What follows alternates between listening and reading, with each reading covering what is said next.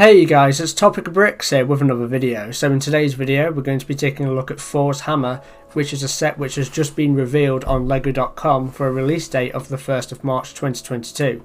So I'm actually not that big of a Marvel fan, as you probably would have gathered looking at my content, and it's mainly Harry Potter. But I am a bit of a Marvel fan, and funnily enough my favourite Avenger from Marvel is actually Thor. So when this set was released, or revealed I should say, I was quite interested in taking a look at this and possibly even buying it. But I have a lot of issues with this set, which is probably the main motivator for me making this video.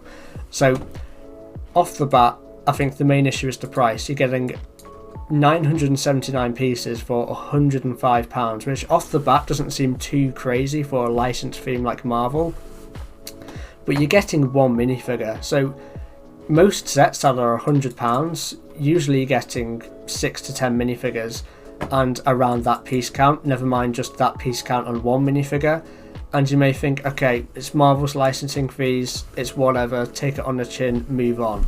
Which I get that argument, but if we look at the Benatar, which is obviously another Marvel set, the Guardian ship, that's £25 more expensive, so it is more expensive, but for that £25 you're getting nearly 1,000 more pieces, nearly 1,000 guys, and 6 times the amount of minifigures for £25. That's pretty crazy.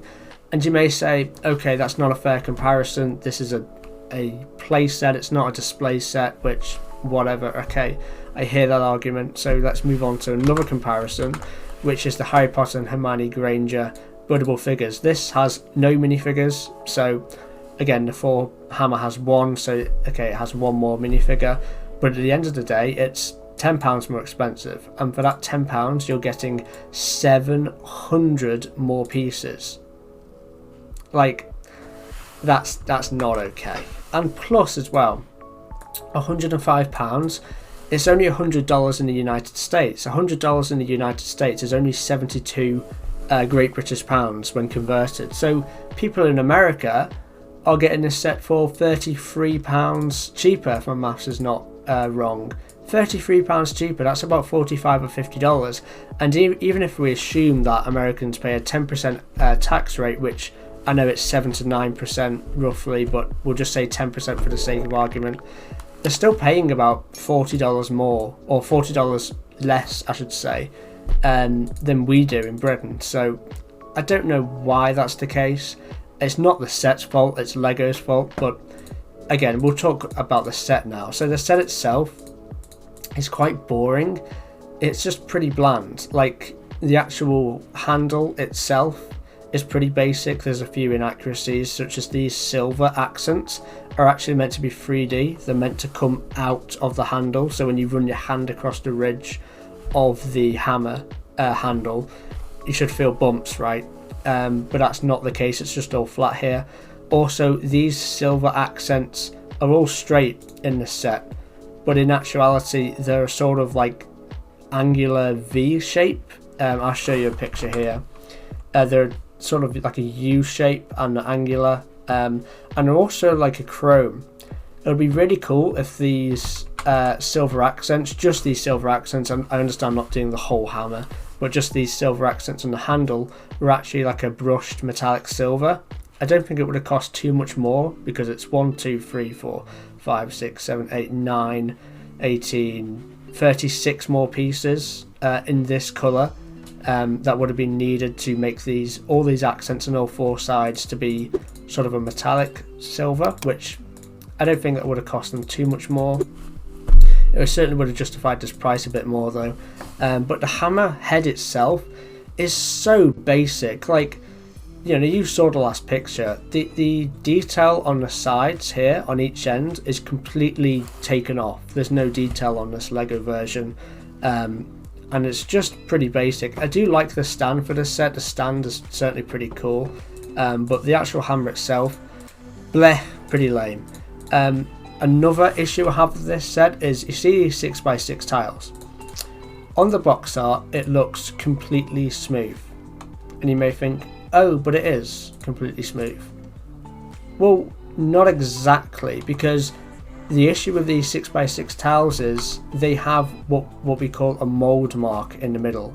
It's where the plastic is separated in the manufacturing process. So, and that's not just for dark bluish grey, that's for light bluish grey as well.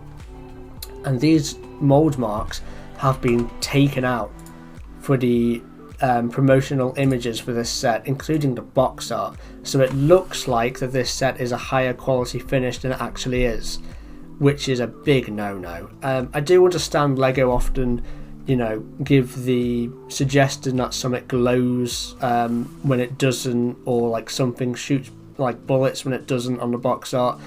That I can forgive, but what this is doing, photoshopping these mold marks out, is actually changing what the set fundamentally looks like. And if we look at the actual images here of the set built, you can see here in the middle of all these panels those mold marks, these circles.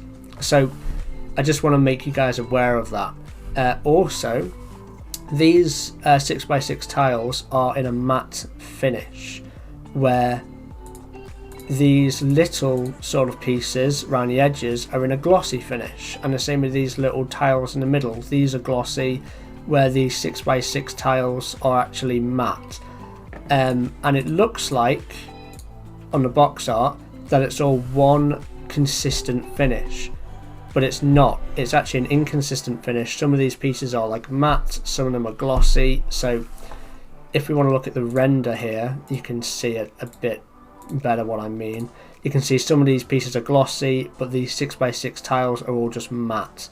So something to be aware of. You can see in this picture as well, these tiles in the middle are very shiny, but these big 6x6 tiles aren't. So when you've actually got the product in front of you in real life, it's just going to look well off. It's going to look so inconsistent.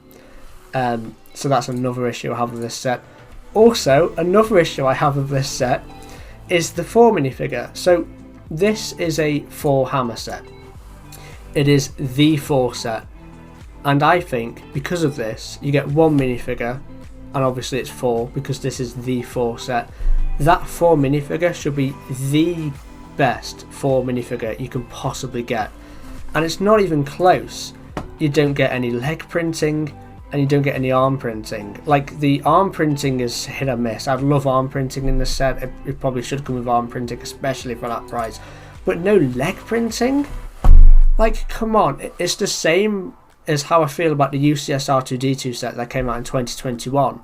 It is an R2-D2 set, and that R2-D2 one minifigure we got in that set for, I don't know how much it was, nearly $200.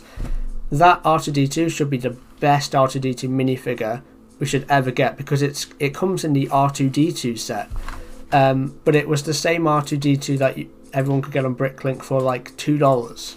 There was nothing special about it at all. They could have done, you know, the leg printing, they could have made it so the head swivels or added a third leg to it or anything, but they just left it plain because they didn't feel they have to. And I feel the same here. I think this Thor figure should be special. I know it's a new and unique torso, but it's not a particularly detailed minifigure at all. So again, that's another issue I have with this. That's another issue I have with this set. Overall, I don't think it's a bad set, even putting aside all of those criticisms. But I certainly don't think it's a great set. I think you're better spending your money on the Infinity Gauntlet, which is what, £45 cheaper, and is all in that nice brushed gold, metallic gold as well, so it just looks amazing. Where this is, it couldn't have been any more basic in my opinion. The only thing going for it in my opinion is the stand, really, but I won't be getting this set even though I am a big Thor fan, unfortunately. But let me know what you guys think of this set. If you guys want to see my recent LEGO Harry Potter Deathly Hallows mock, then click the video on screen now. Also, thank you to the members of this channel who help make these videos possible, and a special thank you to MLD Bricks, Kay Crossley, Brighter Switch Bricks, Lucas Hatch and Tommy C Bricks, who are all tier 3 members of the channel.